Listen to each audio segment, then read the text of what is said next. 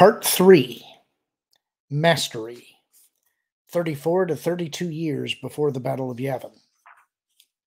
Chapter 22 Ordinary Beings. The crepuscular chill of the Senate Rotunda had a way of lulling many to sleep. Sharpening his senses, Palpatine could hear the gentle snoring of human and non-human senators seated in hover platforms adjacent to his station. More clearly, St. Pestige and Kinman Doriana, opposite him on the platform's circular seat, gossiping maliciously.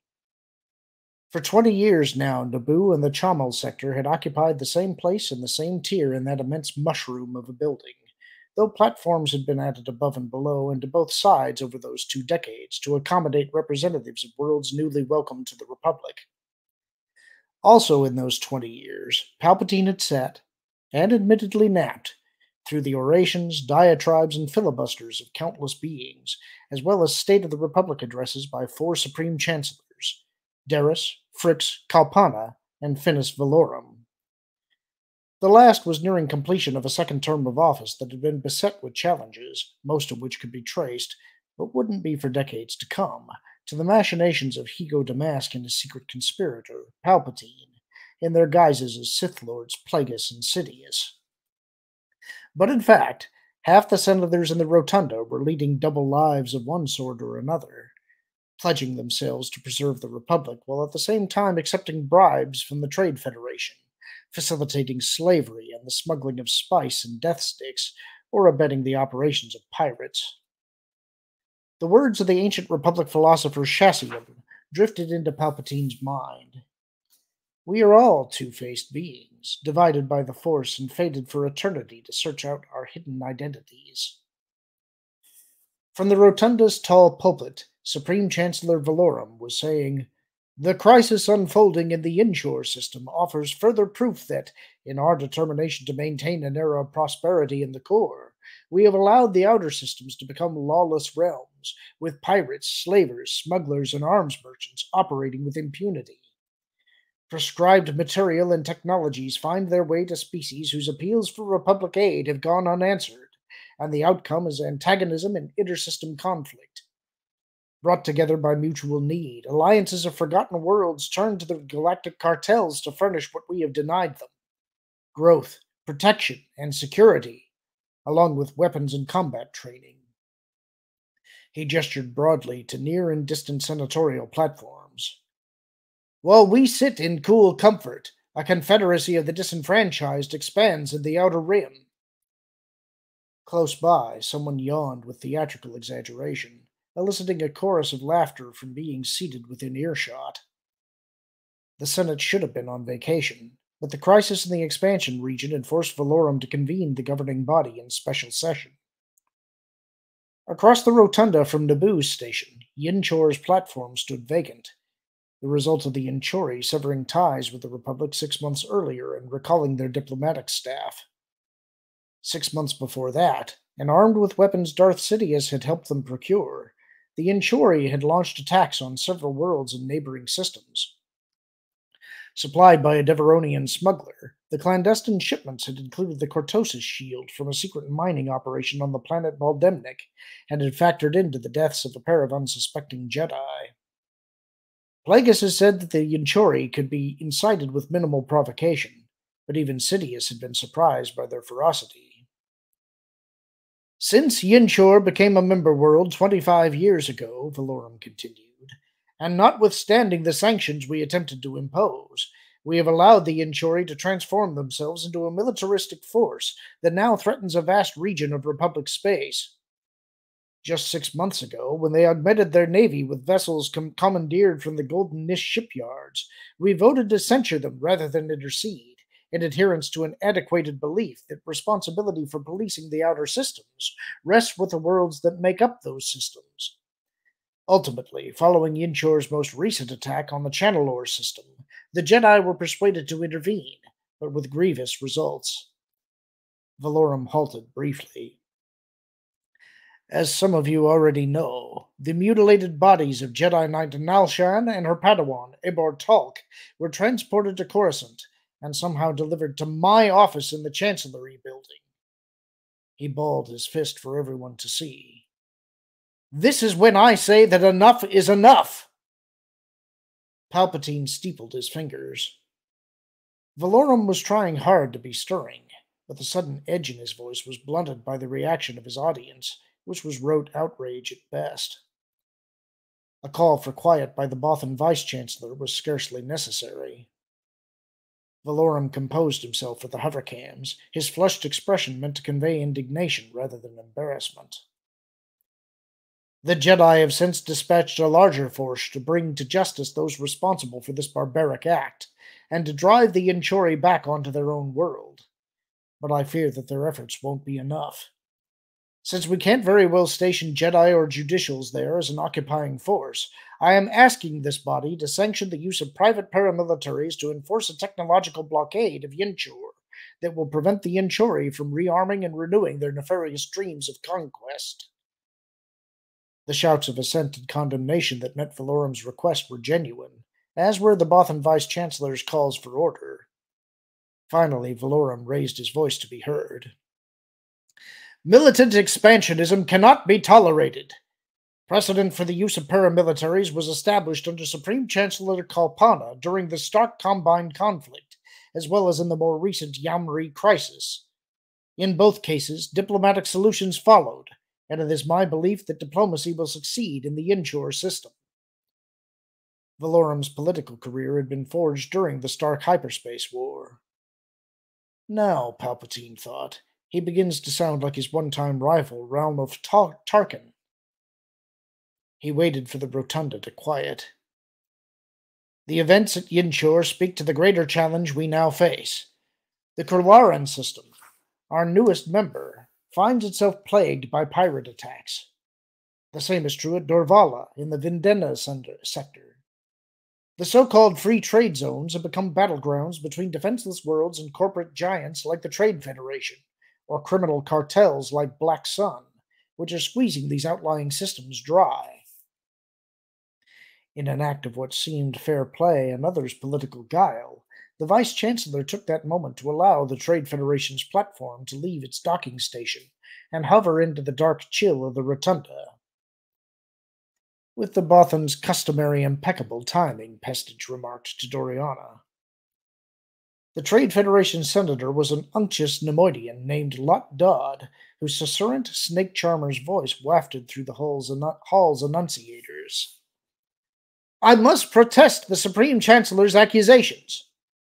His words didn't convey anger so much as the arrogance of wealth, a strategy he had learned from his predecessor, Newt Gunray. "Should the Trade Federation be expected to absorb the losses it has sustained because of pirate attacks? The Republic refuses to create a military to police those sectors, while at the same time prohibiting us from protecting our cargoes with defensive weapons or droid soldiers." "Now is not the time for this argument, Senator," Valorum said, showing the palms of his soft hands. But 100 voices overruled him.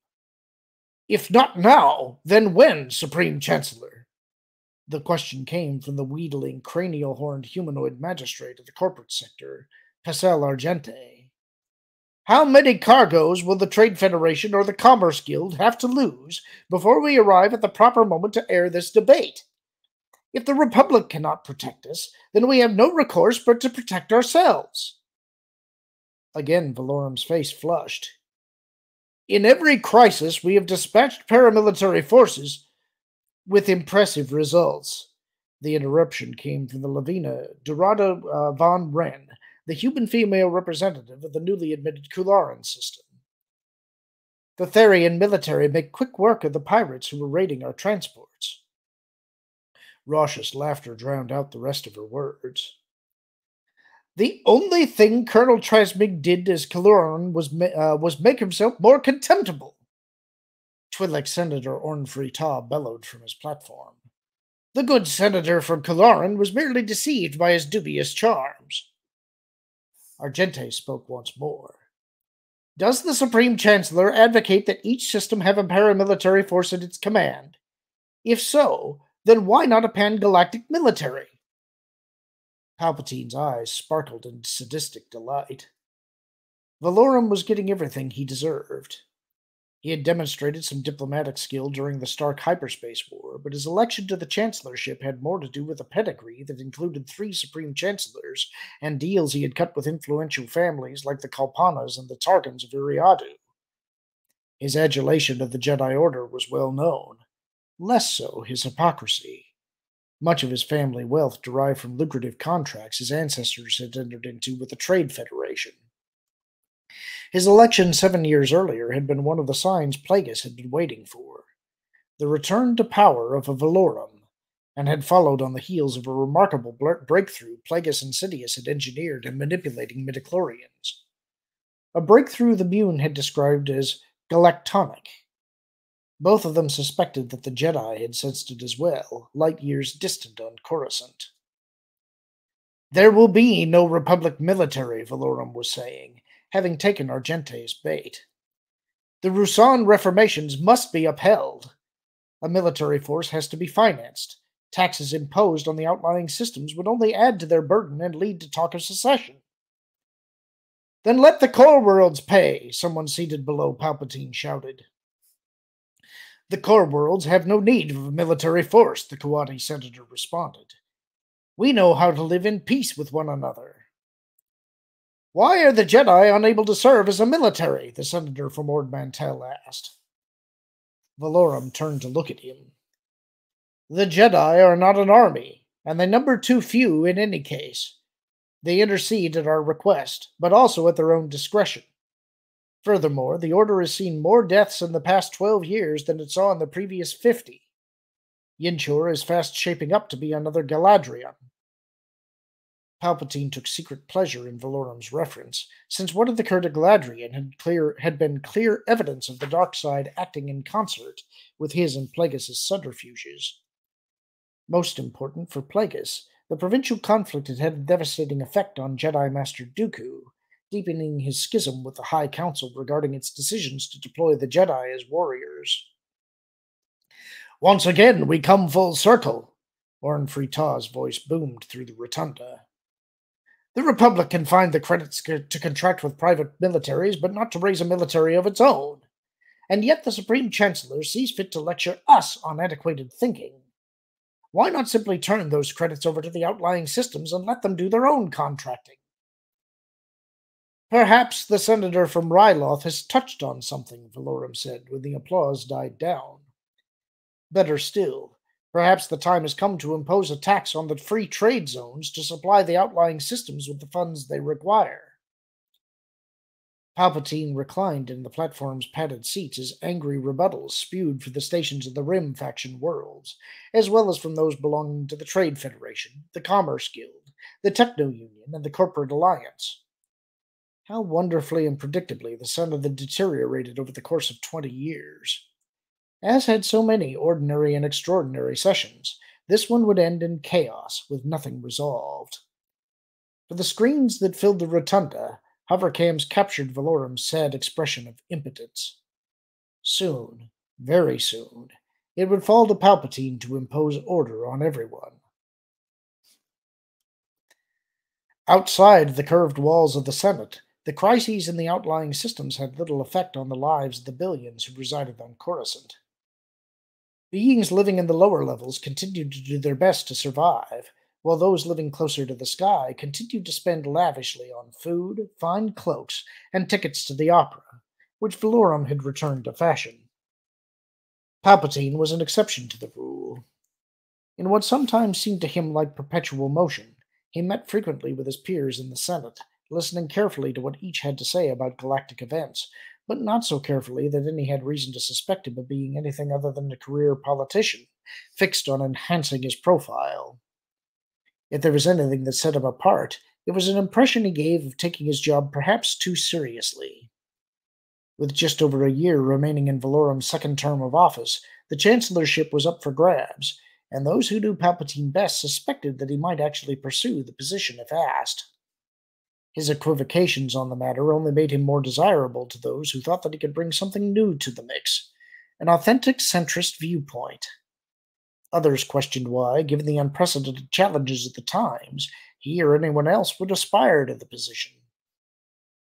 Several days after the Senate met in special session, Palpatine violated the privacy he so valued to host an informal gathering in his suite in 500 Republica. The move to Coruscant's most exclusive address had coincided with Ars Veruna's ascent to the Naboo monarchy 12 years earlier. Veruna's victory had hinged on a renegotiated contract with the Trade Federation for Naboo's plasma, although it was widely believed that the king and his cronies had fared better from the deal than the citizens of Naboo. Unlike the apartment Palpatine had occupied when he first arrived on the capital world, this one had a dozen rooms and views of the government district surpassed only by those from the building's spacious penthouses. The Neranium and Bronzium statue of Sistros, which still concealed the lightsaber he had constructed early in his apprenticeship, shared space with antiquities that had been procured from remote worlds. Fashionably late, Finis Valorum was one of the last guests to arrive. Palpatine welcomed him at the door, while a contingent of cloaked and helmeted Republic guards took up positions in the corridor. The Supreme Chancellor's round face looked drawn, and perspiration beaded his clean-shaven upper lip. Clinging to his arm like an adornment was Sai Taria, ostensibly his administrative aide, but also his lover. Just inside the threshold, Valorum hooked his thumbs in the wide blue cummerbund that cinched his robe and stopped to take in the suite and nod in appreciation. What the Holonet news hounds would give to see this. It's hardly a penthouse, Palpatine said dismissively. Not yet, he means, Corellia's senator remarked, causing several others to lift their drink goblets in a kind of toast. Palpatine pretended to mask embarrassment. Once he would have been acting. Now he wore the guise of Naboo's senator as effortlessly as he wore his robes and cloak. Journalists are more than welcome to visit, he said. Valorum cocked a silver eyebrow in doubt. Now that you've gotten them accustomed to transparency and accessibility, Palpatine added. Valorum laughed without mirth. For all the good it has done me. Sai Taria broke an awkward silence. You certainly make no secret of your favorite color, Senator. The lids of her oblique eyes were colored to match the burgundy of her sepsilk robe. Her dark hair was twisted into an elaborate bun behind her head, while in front, bangs bisected her flawless forehead. Scarlet figures prominently in the crest of my ancestral house, Palpatine explained evenly. And yet you favor blue and black in everything that you wear. Palpatine's thin smile held. I'm flattered that you notice. Taraya's expression turned devious. Many have taken notice of you, Senator. Servants hurried over to take Valorum's and Taraya's Veda cloth cloaks. I hired them expressly for the evening, Palpatine said quietly. I'm a solitary man at heart. Taraya spoke before Valorum could. The title of the latest Holonet piece about you, if I'm not mistaken. The senator who turned his back on a vast fortune to devote himself to politics, who worked his way up from Naboo's legislative body to an ambassadorship to the Galactic Senate. She smiled without showing her teeth. A heartwarming story. And every word of it true, Palpatine said, from a certain point of view. The three of them shared a laugh, and then Palpatine led them deeper into the press of guests, all of whom were well disposed towards Valorum. There was no one in the suite the Supreme Chancellor didn't know, and he greeted each one of them by name. The ability to make beings feel as if they mattered to him, personally as well as politically, was one of his few strengths. A protocol droid delivered drinks on a tray, and Valorum and Taraya helped themselves to glasses. When Valorum's trophy excused herself to make conversation with the wife of Alderaanian Senator Bail Antilles, Palpatine steered Valorum into the suite's main room. How is it that you managed to enjoy the support of both the Core and Rim factions? Valorum asked in genuine interest. A consequence of Naboo's location more than anything else. Mine is something of a displaced world, located in the Rim but sharing the sensibilities of many of the Core worlds. Valorum gestured to a figurine in a wall niche. Exquisite. Quite. A gift from Senator Elin Lee. From Triffus. Palpatine reoriented the figurine slightly. A museum piece, actually. Valorum continued along the wall, indicating a second piece. And this? A ceremonial grand wind drum, over 1,000 years old. He glanced out of the corner of his eye at Valorum. A present from Baskel Yesrim. Valorum nodded. Senator Ainley Team's aide. I didn't recognize you were on good terms with the Grand Protectorate. Palpatine shrugged. For a time, I wasn't, owing to a long-standing feud over Naboo's abstention in a senatorial vote of some significance at the time, but ancient history now. Valorum lowered his voice to ask, Do you think you could bring Malastair over to my side? Palpatine swung a look to him. Regarding the embargo of Yinchur? Possibly, but not on the matter of taxing the free trade zones. Both Ainley Team and Ax-Mo have become allies of the Trade Federation. An even more bewildering reversal. Valorum sighed. Friends become enemies, enemies friends. I suspect I'm going to have to call in every political favor I'm owed to succeed at Yinchur. He compressed his lips and shook his head. I fear my legacy is on the line here, old friend. I've only 1 year left of my term, but I'm determined to see things through. Palpatine conjured a compassionate tone. If it's any solace, I support the use of a paramilitary force, even at the risk of escalating the crisis, if only to silence those who have accused the Republic of being spineless. Valorum clapped Palpatine on the shoulder. Your support is appreciated. He looked around the room, then asked even more quietly, Whom can I count on, Palpatine? Palpatine's eyes scanned the crowd, alighting briefly on two human males, an Anx who wouldn't have fit in a room with lower ceilings, an Athorian, and finally a Tanab. Antilles, Com Fordox, Horrocks Rider, Tendel Bendon, perhaps Motnut Rab. Valorum eyed them in turn, then let his gaze settle on a Rhodian. Far?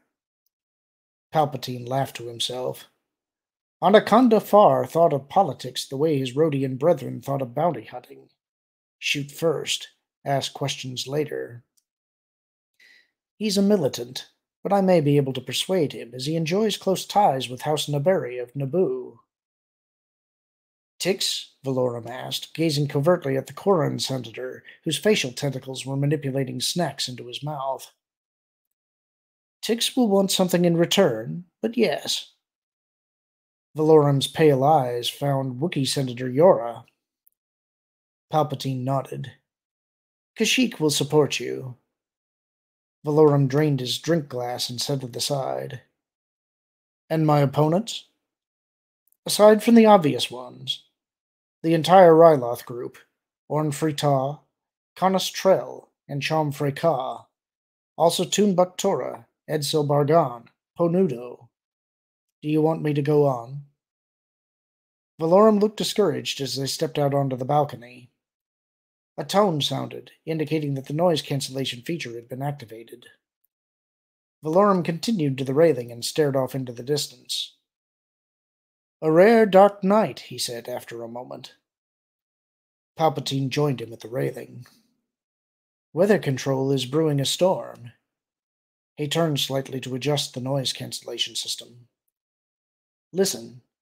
Peals of thunder over the works. And there, he added, pointing. Lightning. How unnatural it seems here. If only we might be as easily cleansed as this vast sky and these monumental buildings. Palpatine glanced at him. The Senate has obstructed you, but you brought no dishonor to the office. Valorum considered it. I knew when my first term began that I would face opposition. That events had been spiraling out of control since the Stark conflict. But since then, I've sensed a darkness approaching from the outer reaches of the galaxy to shake Coruscant to its foundations. You would think after 1,000 years of peace that the Republic would be unshakable, but that isn't the case. I've always placed my faith in the Force, believing that if I acted in accordance with its guiding principles, the galaxy would act in kind. Palpatine frowned in the dark. The Republic has grown unwieldy. We are coerced and cajoled into deals that compromise our integrity. We are criticized as much for what we do as what we don't do. Most beings in the core couldn't point to Yinchor on a star map, and yet the crisis there becomes your problem. Valorum nodded in a distracted way. We can't stand by and do nothing. The Jedi express as much in private, and yet even they are divided.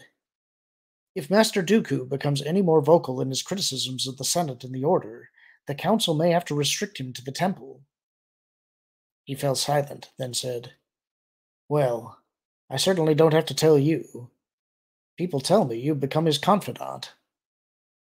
Instead of responding to that comment, Palpatine said, "And Master Yoda?" "Inscrutable as ever," Valorum said, "but troubled, I think." Palpatine turned away from him slightly. "The Jedi have faced down darkness in the past." "True, but a study of history reveals that they have been defeated by it as well." "Then the outcome is not in our grasp." Valorum raised his gaze to the night sky. "Whose, then?" And that's the end of the chapter. Hope you enjoyed it. Talk to you soon.